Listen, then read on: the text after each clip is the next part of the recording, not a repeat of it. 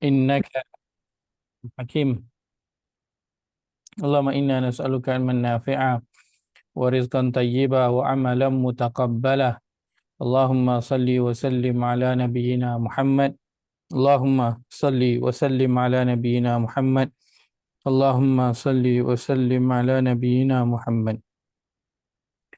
Allahumma yassir wa la tu'assir wa bitamim bil khair. Allahumma amin wa ba'd. Assalamualaikum warahmatullahi wabarakatuh. Alhamdulillah kita bertemu sekali pada malam ini nak sambung bincang kita dalam ayat surah dan larangan, dan insyaAllah kita akan menghabiskan dan berhenti pada perbincangan surah Al-Baqarah ini insyaAllah. Dan Alhamdulillah malam ini juga kita masuki bulan yang baru, yang bulan Islam yang baru, hijrah yang baru, itu bulan Rajab. Alhamdulillah, bulan Rajab.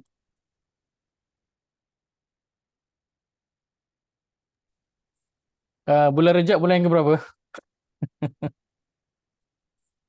Bulan berapa? Kira Muharram, Safar, Rabiul Awal, Rabiul Akhir, Jamadil Awal, Jamadil Rajab, kan? Dia ada bulan yang ke-7. Alhamdulillah, bulan Rajab kita masuk, menandakan kita hanya berselang 1 bulan sahaja lagi sebelum kita masuki pada bulan Ramadan. Dan bulan Rajab ini apa bezanya mungkin dengan 12 bulan yang lain?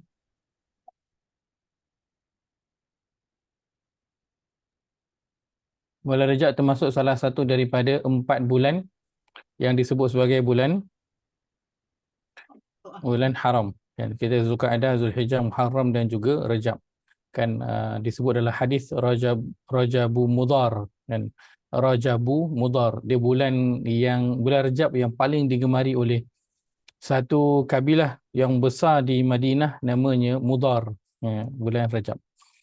Maka bulan Rajab adalah salah satu bulan haram daripada 4 bulan haram yang lain. Dan Imam Al-Qurtubi dalam tafsirnya menukilkan kata-kata daripada Ibnu Abbas radhiyallahu anhuma. Ibnu Abbas menyatakan wa ja'ala dzamba fihinna a'zam wal amal salih wal ajra a'zam. Dan Allah menjadikan dosa pada bulan ini, iaitu bulan-bulan yang haram ini, adalah lebih besar, dan juga menjadikan amal soleh dan ganjaran pada kebaikan yang dilakukan juga adalah lebih besar, kerana ia adalah bulan yang istimewa daripada bulan-bulan yang lain. Maka ia adalah ingatan pada kita semua untuk memperbanyakkan amal-amal kebaikan yang mampu untuk kita lakukan. Dan dalam masa yang sama, dalam Quran Allah juga ingatkan fala tazlimu fihinna anfusakum. Maka janganlah kamu menzalimi diri kamu pada bulan-bulan haram itu. Kenapa? Kerana ganjaran akan diberikan besar, betul, tetapi padanya juga ada dosa yang jika ia dilakukan juga akan mendapat balasan yang lebih besar daripada bulan-bulan yang lain. Kita ada tempat yang tertentu buat kebaikan, ganjarannya besar. Kita ada bulan tertentu yang buat kebaikan, ganjarannya terbesar. Ada hari ataupun malam yang tertentu apabila buat satu amalan, ganjaran itu adalah lebih besar. Ya, saya silakan. Ada yang bertanya ke tadi? Bukan? Ustaz, saya nak tanya ayat yang mana tu Ustaz? Surah berapa? Yang mana ya? Yang pasal jangan menzalimi diri masa bulan Ramadan dalam Okey, pada surah At-Taubah. Ya, pada surah At-Taubah. ya. Kena cari ayat. Pada ayat yang ke-36. Okey. Terima kasih Ustaz.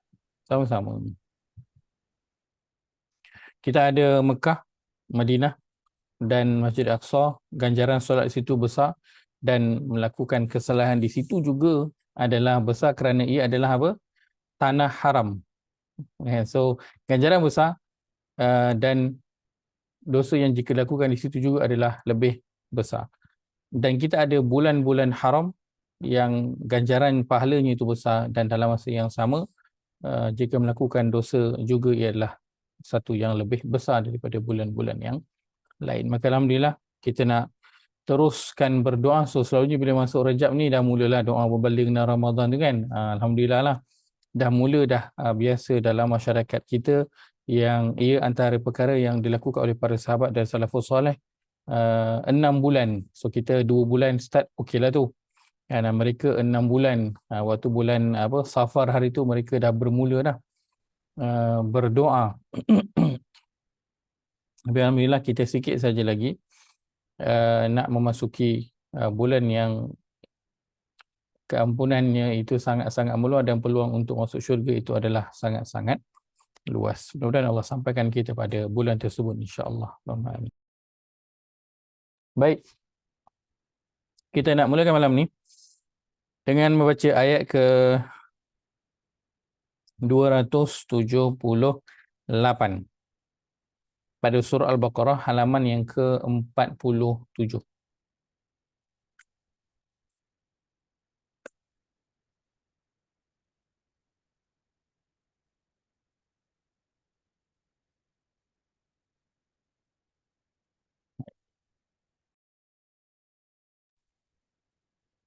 Dia baca ayat ke 278 itu. Allah berfirman, oh Jaya ada, Jaya boleh ke Jaya? Oh, nampak Jaya ada. Boleh Ustaz, minta maaf Baik. tadi saya ceramah habis lambat. Tak apa, tak ada masalah. Sebab kita sebenarnya suku sebenarnya pun terkejar-kejar, memang terkejar. Kalau kata 8 sikit adalah kita mula 9.30 kan. Faham. Isyak dah makin lambat ni kan. Nak ada dekat bulan Ramadan ni memang makin lambat sikit masuk waktunya. Betul. Baik. Baca ayat 278 Allah berfirman, A'udzubillahi minasyaitonirrajim. A'udzubillahi minasyaitonirrajim. Ya ayyuhalladzina amanu ittaqullah. Ya ayyuhalladzina amanu ittaqullah. Ittaqullaha wa dharu ma baqiya minar riba in kuntum mu'minin. Ittaqullaha wa dharu ma baqiya minar riba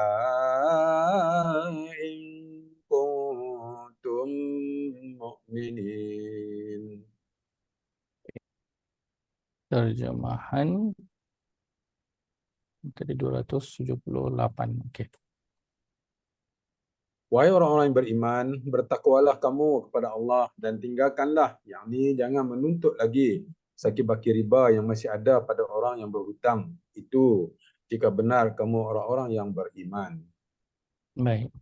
Kita dah last pertemuan kita dah lihat pada pagi ini. Semua ini adalah mungkin kita lalu pada ayat suruhan yang seterusnya, iaitu seruan Allah Azza wa Jalla kepada orang-orang yang beriman agar wazaru ma baqiya minar riba, akan tinggalkan apa yang ada baki lagi pada bahagian-bahagian riba itu meninggalkan.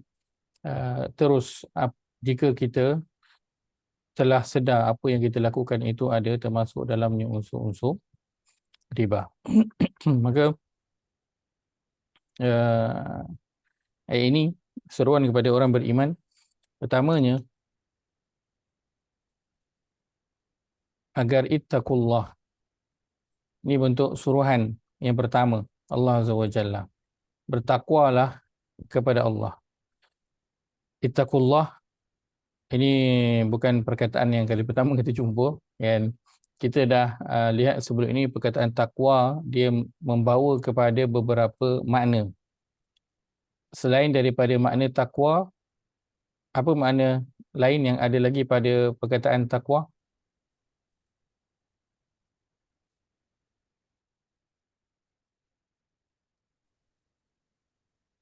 Ia bermaksud takut. Kalau tu ada terjemahan yang menterjemahkan pada ayat yang tertentu, kan, pada ayat yang lain dia tidak terjemahkan dengan takwa tapi diterjemahkan dengan dengan takut, dan itu nanti kita akan lihat pada ayat yang bawah ni nanti, kan, ayat 281 kalau tengok terjemahan dia, perkataannya wattaqu sama, tapi di sini diletakkan peliharalah diri kamu, dan dalam terjemahan saya diletakkan perkata itu dan takutlah. So dia ada bermakna juga takut. Okay. Apa makna lain lagi untuk perkataan takwa? Maaf, ruwet yang sama untuk perkataan takwa. Apa lagi bermakna yang lain? Taat. Taat. Baik. So daripada takwa ini juga ada membawa maksud taat. Okay. Lain? Ada? Silakan.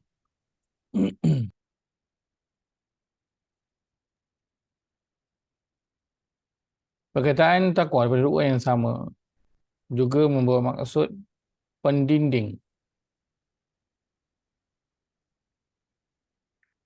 ataupun shield, kita sebutkan sebelum ini, kan, shield, pendinding.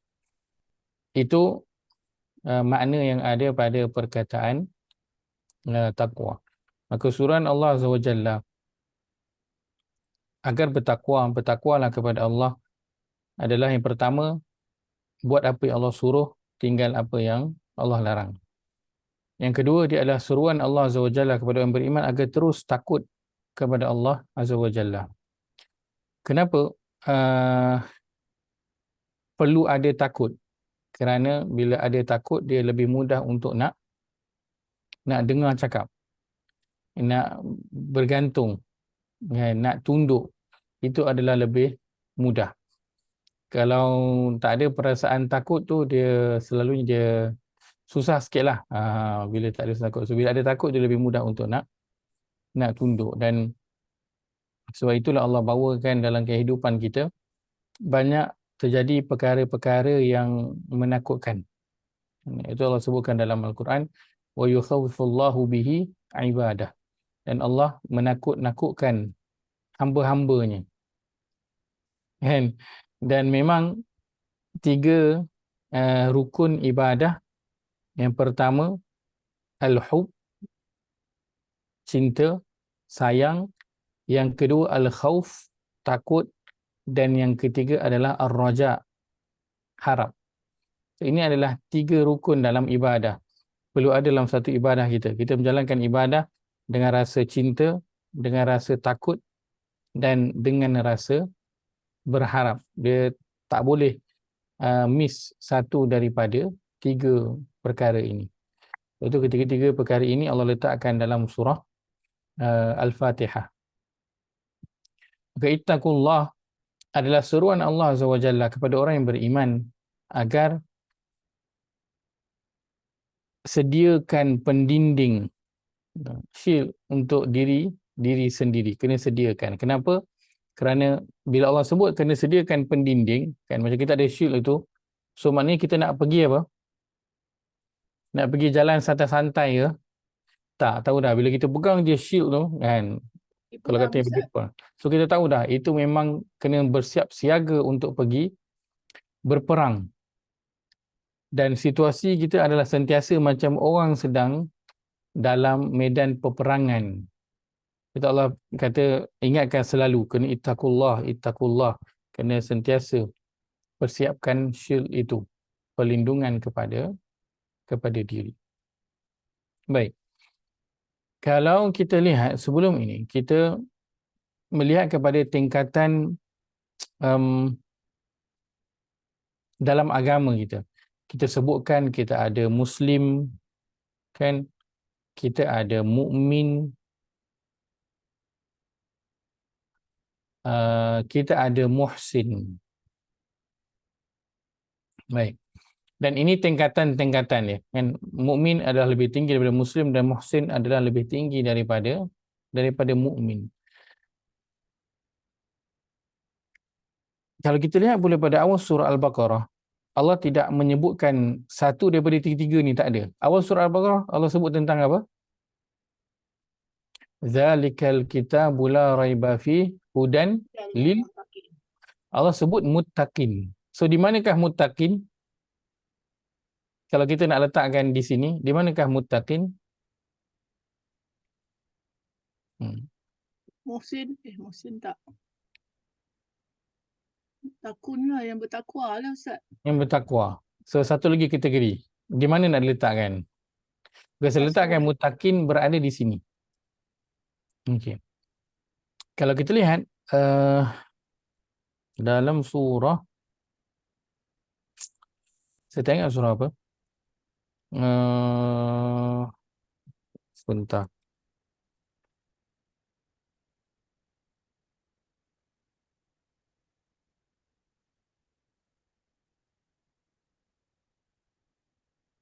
Surah Al-Ma'idah.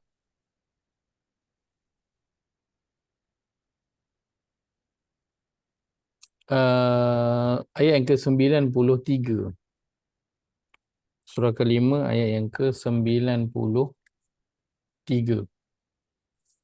Boleh saja kita lihat sekejap. Tapi saya tak padam lah dia tulis ni. Minta maaf sikit kalau mengganggu.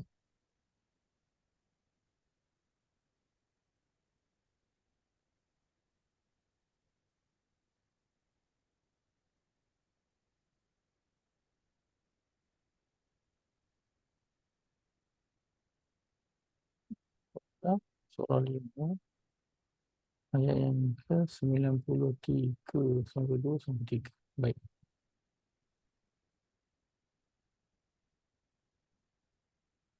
Okay. Saya bacakan saja firman Allah Subhanahu laisa 'alal ladzina amanu wa 'amilus salihati junahun fima ta'imu idza mattaqaw wa amanu wa 'amilus salihati thumma ittaqaw wa amanu thumma ittaqaw wa ahsanu wallahu yuhibbul muhsinin. Tiada dosa bagi orang-orang yang beriman serta mengerjakan amal yang soleh pada apa yang telah mereka makan dulu. So ini masuk juga pada bahagian yang sedang kita bincangkan, iaitu tentang riba. Apa yang telah termakan dulu daripada riba ataupun telah terpakai, terbeli dan sebagainya, maka itu adalah perkara yang diampunkan oleh Allah Azza wa Jalla. Apabila mereka bertakwa dan beriman serta mengerjakan amal yang soleh, kemudian mereka tetap bertakwa dan beriman, kemudian mereka tetap bertakwa dan membuat kebajikan, kerana Allah mengasihi orang-orang yang berusaha memperbaiki amalannya. Kat sini kita Allah sebutkan thumma taqaw wa amanu thumma taqaw wa ahsanu. Takwa, iman, takwa, ihsan.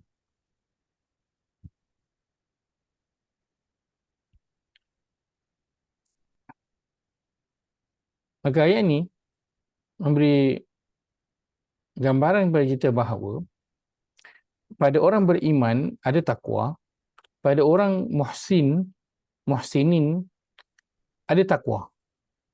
Dan begitu juga pada Muslim sebelum itu ada juga takwa.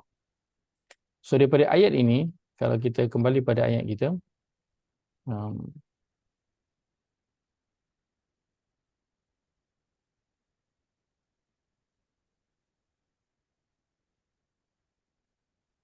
Al-Baqarah 278. okey. Apa gambaran yang kita dapat? Di manakah muttaqin itu diletakkan? Dia berada pada setiap peringkat.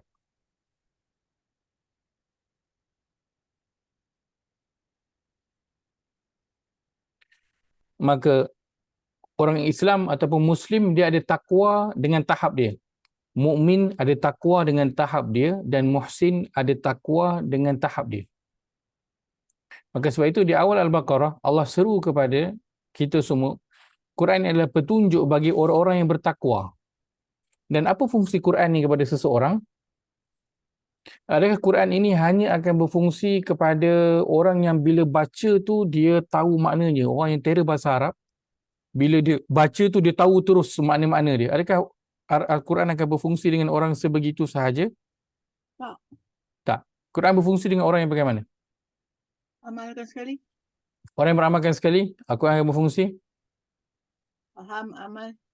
Baik. Dengan orang yang bagaimana lagi Quran akan berfungsi? Akan memberi sentuhan keajaiban dia. Ada takwa. Orang yang takwa. Orang yang jenis macam mana? Ada tak orang yang Takut dan ikhlas lah Ustaz. orang yang takut dan juga ikhlas? Baik. Masuk dalam muttaqin ini tadi. Oh. Ada tak orang yang dia dah lama tak baca Quran? Dia baca Quran mungkin last sekali waktu dia sekolah menengah dulu, dia khatam Quran sekolah menengah dulu ke, itulah last baca Quran. Lepas tu tak baca Quran dah, lepas tu sibuk dengan universitinya, sibuk dengan kerjanya, kemudian kahwin. Nah, umur dia dah 30 lebih, dah 40 lebih, baru nak pegang Quran. Dan bila dia membaca Quran, Quran tak terus ubah dia 180 darjah. Ada tak pernah orang yang begitu? Allah ada. Ada. So, Quran, dia akan menyentuh pelbagai lapisan iman yang ada dalam diri seseorang. Sebab itu orang yang kita tengok dulunya tak berapa nak baik, tetapi dengan sentuhan Quran berubah jadi baik. Kenapa? Kerana Quran dia menyentuh Muslim, Quran menyentuh mukmin, Quran menyentuh muhsin. Quran tugas dia untuk tingkatkan kualiti kehambaan seseorang kepada Allah. Tak kira dia berada tahap mana. Sebab itu ada orang yang dia baca Quran, dia tak faham. Dia tak faham baca Quran. Tapi Quran boleh bagi perubahan pada kehidupan dia. Dia mula merasakan ketenangan dengan hanya membaca Quran. Bahkan sebelum itu ada orang yang dia mula tersentuh bila dia mula mendengar Quran. Dia tak baca pun. Dah lama tak baca. Tapi dia tiba-tiba terdengar ada orang share, sedap pula ustaz ni baca atau imam ni baca. Kan? Sedap pula bacaan dia. Dia mula tersentuh situ. Lepas tu dia mula dengar. Kemudian bawa dia kepada baca. Dan perjalanan dia dengan Quran bermula. Maka Quran dia menyentuh setiap lapisan masyarakat. Bahkan ada orang yang belum Islam pun boleh tersentuh dengan Al-Quran. Kerana Quran tugas dia adalah untuk meningkatkan kualiti kehambaan seseorang kepada Tuhan. Maka sebab itu, apa yang Quran akan beri? Petunjuk. Hudan lil muttaqin. Petunjuk bagi orang-orang yang bertakwa. Dan takwa ini ada pada Muslim. So kalau takwa itu 20%, maka Quran akan datang dan tingkatkan takwa dia. Pergilah dia kepada 50%. So dia dah daripada Muslim, dia dah berubah tingkatannya kepada mukmin. Dan Quran, selagi mana dia terus berinteraksi dengan Quran, Quran akan terus bantu dia untuk meningkatkan kualiti kehambaan dia. So daripada ketakwaan seorang mukmin itu, katakan 50%, dia meningkat kepada tahap mungkin 80-90% dan dia tingkat kepada tahap seterusnya. Dan selagi mana dia terus berinteraksi dengan Quran, Quran akan terus mengangkat kualiti kehambaan dia kepada Allah SWT, dan itulah yang disebutkan sebagai takwa. Sebab itu seruan Allah SWT kepada orang beriman, ya wahai orang beriman, bertakwalah. Sedangkan kita macam orang beriman ni tak bertakwa ke? Dah takwa. Cuma Allah nak terus suruh tingkatkan kualiti kehambaan itu kepada Allah Azza wa Jalla. Dia nanti pergi kepada tahap muhsinin. Dan itulah ditugas Al-Quran yang menjadi petunjuk kepada orang-orang yang nak terus meningkatkan kualiti kehambaan dia kepada Allah Azza wa Jalla. Maka setiap daripada kita ada takwanya. Setiap daripada kita ada takwanya. Dan Quran lah yang akan terus boost takwa itu hingga kita meningkat daripada Muslim kepada mukmin dan kepada seterusnya. Maka sebab itu takwa tugasnya adalah sebagai pendinding kepada seseorang dalam perjalanan dia menuju kepada Tuhan. Yang Allah sebutkan, ya al-insan innaka kadihun ila rabbika kadhan famudaqi. Wahai sekalian manusia, sesungguhnya engkau sedang bersusah payah bergerak menuju kepada Tuhanmu, maka kelak engkau akan menemuinya. Maka dalam perjalanan kita menuju kepada Tuhan, kita berada di medan peperangan kiri dan kanan, atas dan bawah kita diserang oleh musuh yang nyata dan juga tidak nyata, daripada luar ataupun daripada dalam diri kita sendiri. Maka kita perlu kepada pendinding yang berlindung kita. Dan itulah dia takwa. Dan takwa ini ia didapati dengan bermula dengan Al-Quran. Sebab itu Quran tugasnya adalah petunjuk bagi orang-orang yang bertakwa. So kalau nak dapatkan takwa, dia tidak mungkin akan dapat selain daripada Quran. Dia hanya akan didapati apabila dia memberi perhatian kepada Al-Quran, kerana itu adalah fungsi Al-Quran.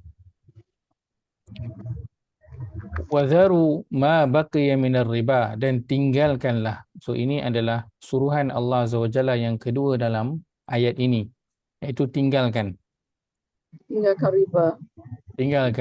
riba. Allah sebut ma baqiya minar riba, apa yang baki-baki lagi yang ada. Menunjukkan apa? Menunjukkan Allah tak soal yang dulu-dulu. Yang dulu-dulu katakan dapat 100, dah terguna dah semua, tinggal RM2 je contohnya kan. Tinggal RM2 je. Yeah, so Allah tak tanya yang RM98 tu, tak apa. Allah kata itu dah terlepas, so tak apa, biarkan sekarang ini fokus kepada apa yang ada sekarang ini. Yang berbaki itu tinggalkan. Apa yang lepas itu biarkan, kerana itu dilakukan dalam keadaan tidak tahu. Suruhan Allah Azza wa Jalla yang kedua adalah agar meninggalkan apa yang berbaki daripada riba yang ada. In kuntum mu'minin, jika kamu adalah orang-orang yang beriman. So bukti keimanan adalah dengan apa? Menjalankan suruhan dan larangan Allah Azza wa Jalla. Bila Allah sebut kat awal ni, ya ayyuhallazina amanu, ditutup pula bawah tu dengan in kuntum mu'minin, menunjukkan bahawa apa yang disebut selepas itu ataupun apa yang disebut dalam ayat itu, ia akan beri kesan kepada iman. Kalau buat, iman akan bertambah. Kalau ditinggalkan, iman akan berkurang dan menjadi lemah. So Allah kata in kuntum mu'minin, jika benar kamu orang beriman, maka lakukanlah dua perkara ini. Pertama, ittaqullah, dan yang kedua ialah wazaru ma baqiya minar riba. Tinggalkan riba, ya, Sikit kan riba. pasal yang ma baqiya minar riba ni. Ini dia bercakap tentang betul-betul riba yang ada yang orang buat ke, memang bab ni tentang riba lah. Maksudnya Tentang riba. nak tanya, kalau lah orang tu sedang berhutang, so dia biarkan je lah, dia tak payah-payah lah. Kalau dia bayar, bermakna dia bersubahat sekali dalam riba. Betul kan? So Itu itu nak tahu tu. Kalau kita bayar, maknanya dia katalah kalau kat bank kan, dia ada hutang lagi. betul. Kita pergi Faham. bayar. Maknanya kita masih bersubahat dengan riba. Kalau kita nak tinggal, kita berhentikan je lah, kita biarkan je lah. So macam mana? So ada option untuk Kalau tukar. orang yang dah meninggal, macam mana tu Ustaz? Boleh tukar kepada yang Islamik punya lah. Boleh tukar kepada yang itu. Ya, itu saya dengar pasal Islam yang Dan boleh tukar. itu apa? Saya boleh sebutkan ringkasannya kan. Itu para pakar muamalah Islam kan, banyaklah telah berpendapat mengeluarkan fatwa tentang perkara ini. So nanti boleh apa, lihat kepada pendapat mereka kan. So, tapi akhirnya lah sekali nanti kita adalah melakukan semampu kita yang terbaik pada ruang lingkup kita yang kita tahu kan. Contoh, kerana kita pun tahu tetap ada banyaklah orang yang argue tentang kewangan Islam dan sebagainya. Kalau kita boleh pasti dengan dakwaan kita, maka alhamdulillah. Tapi kalau kita bercakap tentang sesuatu dan kita tak dapat nak pastikan tentang perkara itu, so kita akan berhukum dengan apa yang zahir sahaja, dan jika benar ia seperti apa yang disebutkan oleh orang, kira sama je dua-dua, maka itu kita tak ada apa-apa bahagian daripada perkara tersebut. Maksudnya soalannya nanti bukan pada kita, dia adalah pada orang yang menjalankan, yang membawa perkara itu kepada masyarakat dengan rupa bentuk Islam itu. So kita tak ada apa. Kalau kita pergi makan kat kedai, orang tu papa saja halal. rupa-rupanya dia tak halal. So bahagian kita dah selesai, kita dah tanya, dah check, oh ada halal, so kita makan. Bahagian kita dah selesai walaupun dia hidangkan kita itu adalah benda yang haram atau ada campuran benda-benda yang haram. So dia same goes to bahagian-bahagian riba ini. So kita ambil apa yang zahir, yang diberitahu kepada kita. Lain daripada itu luar daripada kawalan kita tak mampu nak pastikan. So kita tidak dipertanggungjawabkan untuk perkara yang kita tidak tahu tentangnya. Sebab itu nanti ayat terakhir pada Al-Baqarah selepas cerita tentang macam-macam suruhan dan larangan dalam Al-Baqarah, dan di hujung-hujung adalah berkaitan dengan duit, dan ini isu yang paling besar. Allah sebutkan di hujungnya tentang Allah tidak bebankan seorang itu kecuali apa yang dia termampu. Baik. Lagi satu soalan, Ustaz. Hmm. Saya pernah dengar lah yang orang yang tukang buat wasiat ni, dia kata jika seseorang itu berhutang dengan company, bukannya orang perseorangan, tak usah pedulikan, kata dia. Tak usah settlekan, biarkan, kata dia. Sebab satu tahap nanti dia orang akan, sebab dia orang dah ambil banyak, ada interest, nanti satu tahap nanti dia orang akan hapuskan hutang tu. Tapi memanglah prosedur bank macam tu lah. Kalau bank kan dah lama-lama besok orang tu dah meninggal, hutang tak bayar, memang dia lupuskan lah, dia write off lah. Tapi dia kata kalau berhutang dengan individu, itu wajib dibayar, kata dia. Kalau orang dah meninggal. Itu saya nak pastikan lah daripada Ustaz, macam mana sebenarnya benda-benda macam ni, betul ke? Oh, kalau boleh tanya dengan pakar kewangan. Saya bukan orang dia. Saya tidak berapa pakar yang mendalam, hanya asas-asas sahaja. So saya tak boleh nak menjawab dengan detail. Okey. Betul. Baik.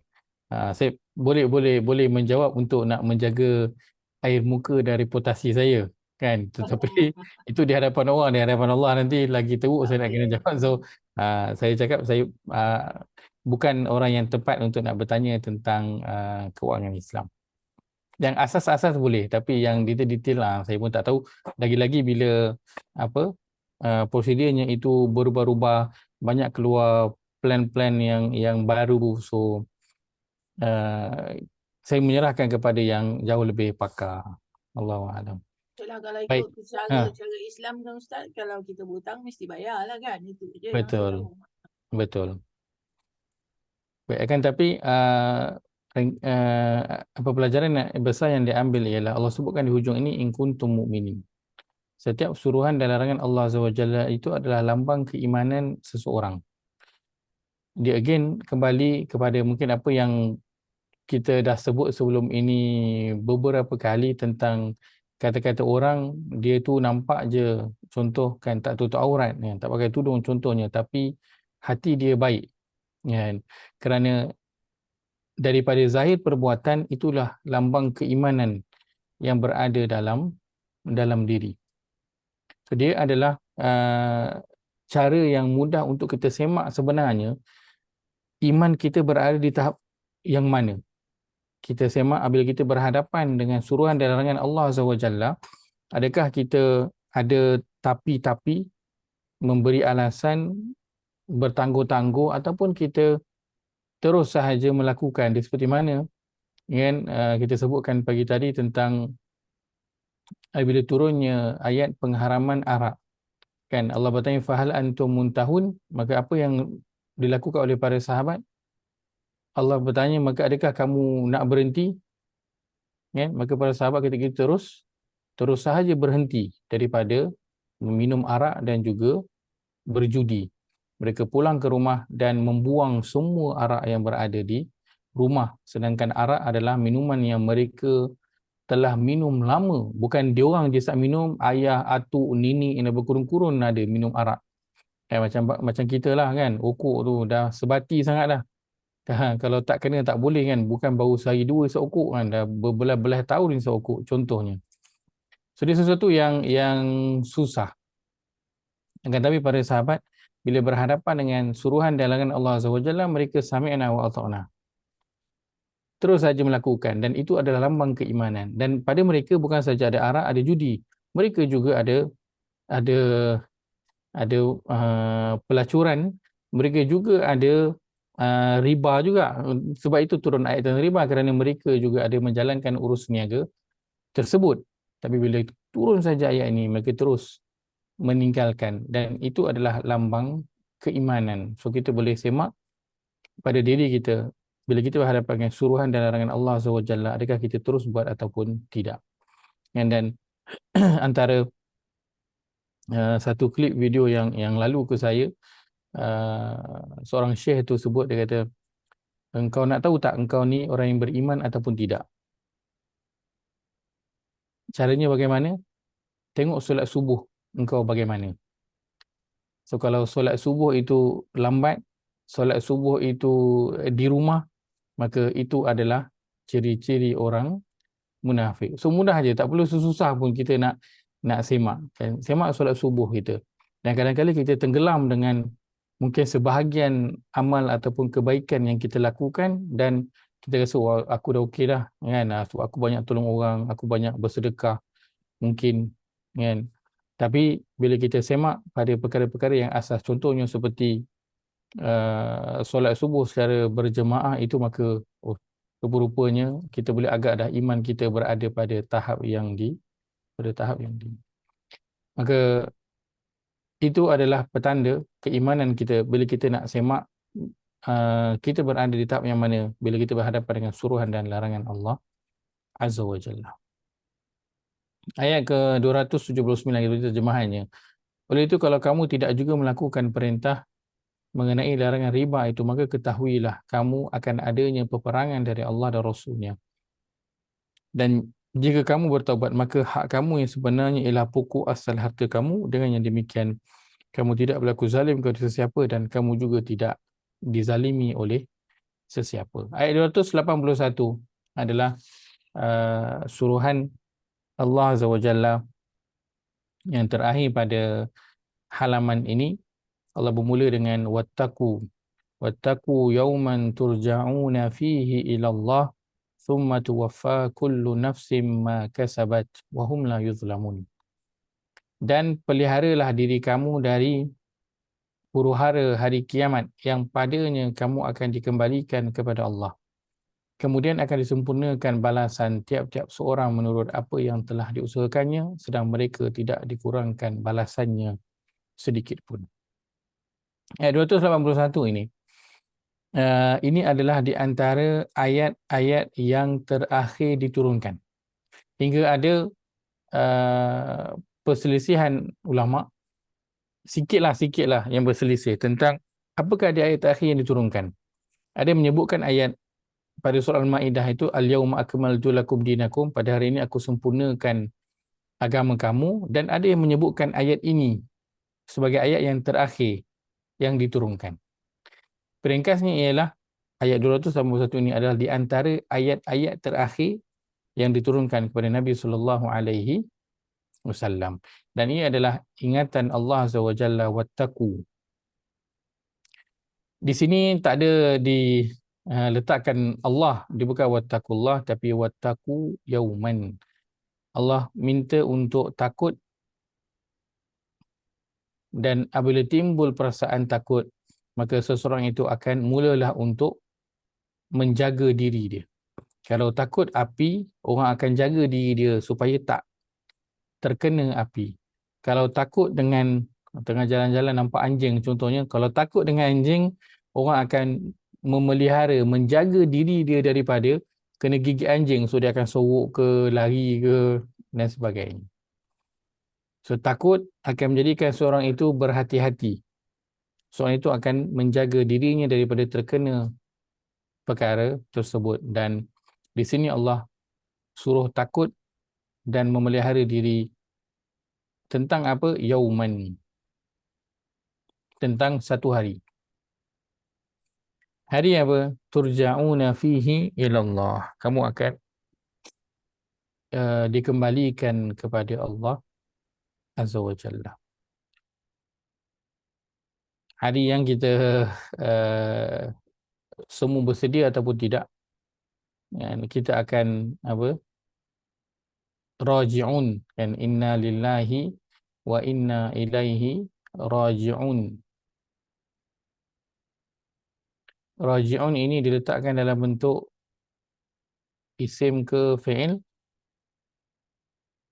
Ini diletak dalam bentuk isim yang membawa maksud seorang itu akan tetap, dia pasti akan kembali kepada Tuhannya. Maka satu hari ini Allah ingatkan hari yang kita semua akan kembali kepada Tuhan.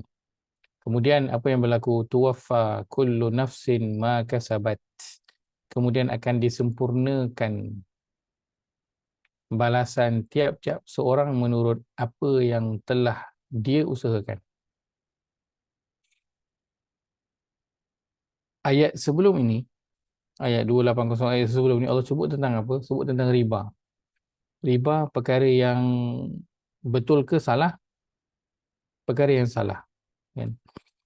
Dan sepatutnya bila dah cerita tentang satu yang salah, patutnya ditutup dengan dan takutlah pada suatu hari yang kamu akan kembali kepada Allah dan kamu akan diberi hukuman ataupun balasan terhadap kesalahan yang kamu lakukan. Patutnya macam tu lah, kan?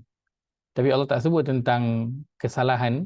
Allah sebut tentang apa? Balasan kepada kebaikan yang dilakukan. Kullu nafsin ma kasabat. Apa yang dia usahakan. Maka kita akan mendapat apa yang kita usahakan. Kalau orang lain kita kata, kita buat ini contohnya, kan, sebab saya tengok orang tu pun buat, saya tengok ustaz tu pun buat, so saya pun buatlah, kan. Ustaz buat, takkan benda tu salah, kan? Maka ustaz tu akan diberi balasan dengan apa yang dia buat dan kita akan diberi balasan mengikut apa yang kita buat. So yang kita nak kena tengok adalah apa yang kita buat, bukan apa yang orang lain buat. Kerana dia akan ditanya tentang apa yang dia buat sahaja. Summa tuwaffa kullu nafsin ma kasabat. Kemudian setiap diri akan disempurnakan ma. Ma di sini terjemahannya apa sahaja. Dan ma ini menunjukkan kepada setiap sesuatu yang besar ataupun kecil. Itu maksud dia ma. Sama ada yang nampak ataupun tidak. Itu ma. Ma menunjukkan kepada sesuatu yang menyeluruh.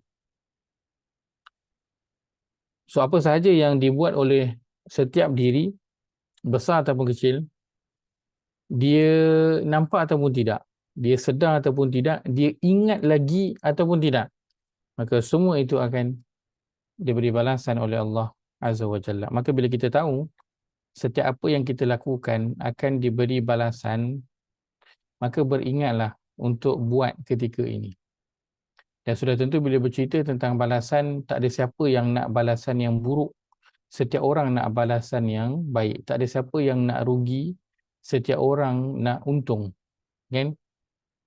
So kalau nak untung, kenalah. Kalau nak baik, kenalah buat yang sesuai untuk nak dapatkan kebaikan ataupun keuntungan itu. Wahum la yuzlam. Ya, saya. Ustaz, Saya. Saya pernah dengar Mhm. daripada banyak-banyak kesalahan yang kita lakukan di dunia ni, balasan Allah bagi riba ni, dia sebenarnya dia terus ke neraka, kan Ustaz? Dia tak ada halfway, kan? Dia tak ada macam yang lain. Yang lain kalau orang tu mencuri ke, orang tu membunuh ke, dia masih ringan balasan dia daripada riba ni. Betul ke Ustaz? Betul. Sebab itu Allah letakkan tadi ayat 289 itu tentang fa'zanu biharbin. Maka dia telah mengumumkan perang kepada Allah dan Rasul. Bukan Allah yang umum perang, dia yang nak perang dengan Allah dan Rasul. So kalau sebut tentang perang, dia adalah tentang mati dan dia adalah tentang dua pihak, kan, dan ada satu yang betul dan satu yang salah. Kalau perang Nabi dulu, kan, berperang, so al-haq dan juga al-batil, yang benar dan juga salah, di dua pihak yang berlawan. Maka bila dah berperang dengan Allah dan Rasul, so kita tahu kebenaran tu berada pada pihak mana. Sasalah pada pihak Allah dan Rasul, tak mungkinlah daripada pihak pihak kita kan. So dahlah kita ini berada pada pihak yang salah, terbunuh pula. So mati itu mati dalam perkara yang benar ke perkara yang salah? Mati dalam melakukan, menegakkan perkara yang salah. So itu sebabnya balasan untuk riba ini dia tak sama dengan yang lain.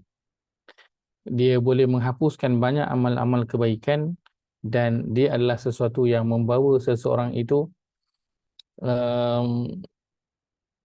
boleh dikatakan terus untuk pergi ke neraka. So kalau syirik adalah yang paling besar sekali di atas, syirik yang datang selepas itu yang besar-besar di antaranya adalah riba. Okay. So itu yang Allah ingatkan tentang kamu semua akan diberi balasan dengan sempurna apa yang kamu buat. Itu kena beringat pada apa yang sedang kita buat. Lepas tu kita akan dapat balik balasannya sesuai dengan apa yang kita lakukan. Dan kita tidak akan dikurangkan balasannya sedikit pun. Kalau balasan kebaikan tak dikurangkan sedikit pun, kita seronok lah. Kan? Tapi kalau balasan keburukan itu tidak dikurangkan sedikit pun, itu perkara yang membimbangkan. Kerana penelitian Allah Azza wa Jalla, Allah sebutkan pada surah yang ke-58, ahsahullah, ataupun dalam ayat lain ahsainah, kan, perkataan ahsa yang di antara maksud ahsa selain daripada kiraan yang teliti, dia membawa maksud batu kerikil yang kecil. Batu kerikil yang kecil. So batu kerikil yang kecil memberi gambaran tentang betapa detailnya dosa itu akan dikira. Kalau kita kira batu bata dengan kita kira batu kerikil kecil, beza cara kira.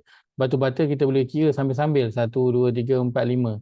Tapi kalau batu kerikil kecil tu, kita kena duduk situ tenung, buka mata, so kita akan tengok sebiji batu tu akan kat satu asingnya dia.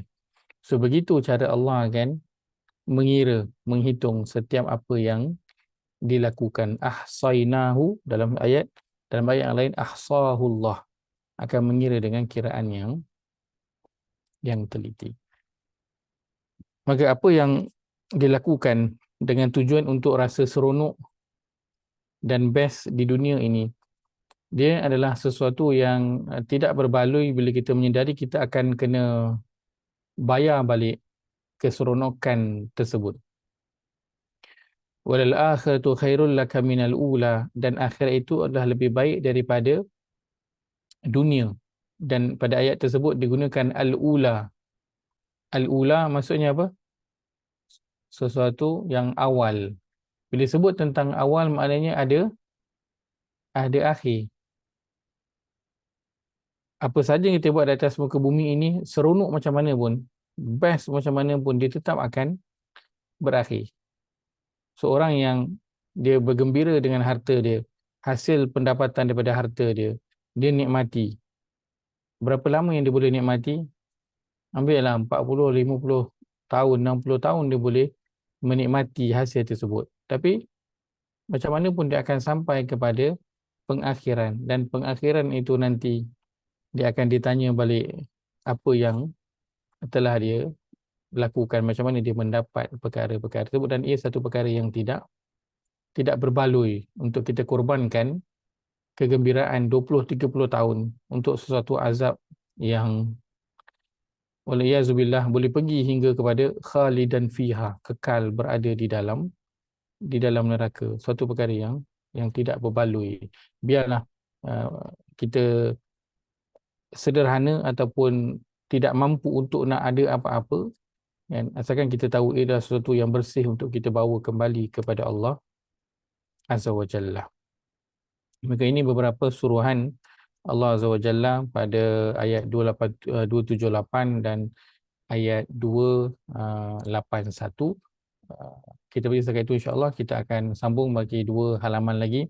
Halaman yang selepas ini adalah satu ayat penuh yang hanya bercerita tentang satu perkara, iaitu tentang hutang Dan ia masih lagi tentang duit lah. Kita bermula dengan infak, duit, kemudian Allah bawa kepada riba, duit, dan selepas ini ia bercerita tentang hutang, juga adalah berkaitan duit, dan kemudian penutup kepada surah Al-Baqarah. Saya mohon untuk berdialog sikit pada malam ini. Wallahu ta'ala alam, qulu qawli hadza wa astaghfirullahal azim li wa lakum. Allahumma ja'al hadza jama'ana jam'an marhuma wa tafarraqana min ba'dihi tafarruqan ma'suma.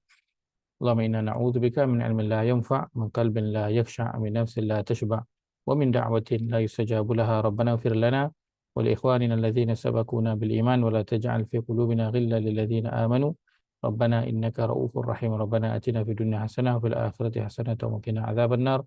وصلى اللهم على نبينا محمد وعلى آله وصحبه أجمعين والحمد لله رب العالمين. Kita tutup dengan tasbih kafarah. Subhanakallahumma wa bihamdika asyhadu an la ilaha illa anta astaghfiruka wa atubu ilaik. Jazakumullahu khairan, semua meluangkan masa